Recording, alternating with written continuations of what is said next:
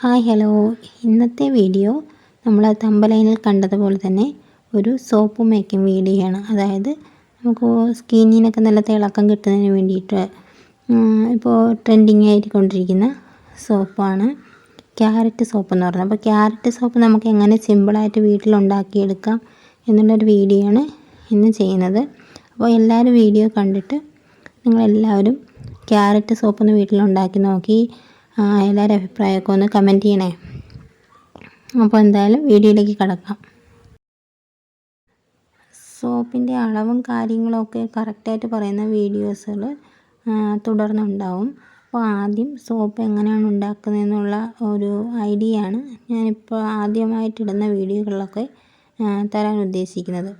അപ്പോൾ നമ്മളിപ്പോൾ അളവ് പറയുന്നില്ല, ഏകദേശം ഒരു 500 ഗ്രാം അടുപ്പിച്ചുള്ളൊരു ബേസാണ് എടുത്തിരിക്കുന്നത്. അപ്പോൾ അതിനനുസരിച്ച് വേണ്ടിയിട്ട്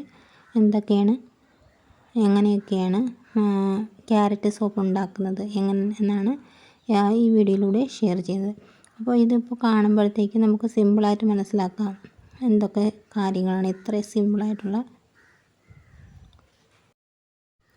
ഫസ്റ്റിലെ സോപ്പ് ബേസ് എടുക്കുക. സോപ്പ് ബേസ് എടുത്തിട്ട് അത് ചെറിയ കഷ്ണങ്ങളായിട്ട് കട്ട് ചെയ്യുക.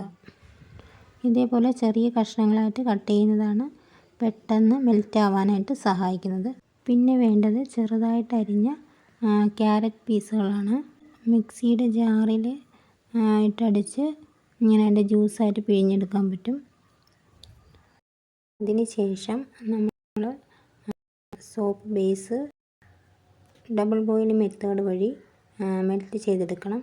എന്നിട്ട് അതിലേക്ക് ക്യാരറ്റ് ജ്യൂസ് അതിലോട്ട് ആഡ് ചെയ്യണം. ആഡ് ചെയ്ത് നല്ലതുപോലെ ഇളക്കണം. ക്യാരറ്റ് ജ്യൂസ് നല്ലതുപോലെ ഇളക്കി കഴിഞ്ഞ ശേഷം ആവശ്യത്തിനുള്ള കളറും അതേപോലെ വൈറ്റമിൻ ഓയിലൊക്കെ ചേർത്ത് നമുക്ക് നല്ലതുപോലെ മിക്സ് ചെയ്യാം.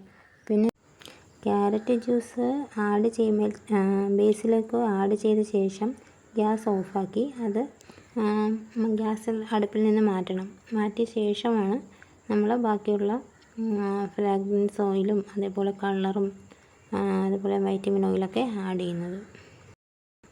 അതാണ് ഏറ്റവും ഗുണം. അല്ലെങ്കിൽ അതിൻ്റെ ഗുണങ്ങളൊക്കെ നഷ്ടപ്പെടും. അപ്പോൾ അങ്ങനെ ചെയ്യുന്നതാണ് ഏറ്റവും ബെറ്റർ. പിന്നെ എല്ലാവരും ഒരു ഡൗട്ടാണ് നമ്മുടെ വീട്ടിലുണ്ടാക്കുന്ന സോപ്പിന് പതയുണ്ടോ എന്നുള്ളത്. പതയുണ്ട്, നല്ല പതയുമുണ്ട്, നല്ല മണവുമുണ്ട്. അതുപോലെ തന്നെ നമ്മുടെ സ്കിന്നിന് ഏറ്റവും ബെറ്ററായ സോപ്പാണ് ഹോം മെയ്ഡ് സോപ്പുകൾ. അപ്പോൾ നമുക്കത് വിശ്വസിച്ച് ഉപയോഗിക്കുകയും ചെയ്യാം.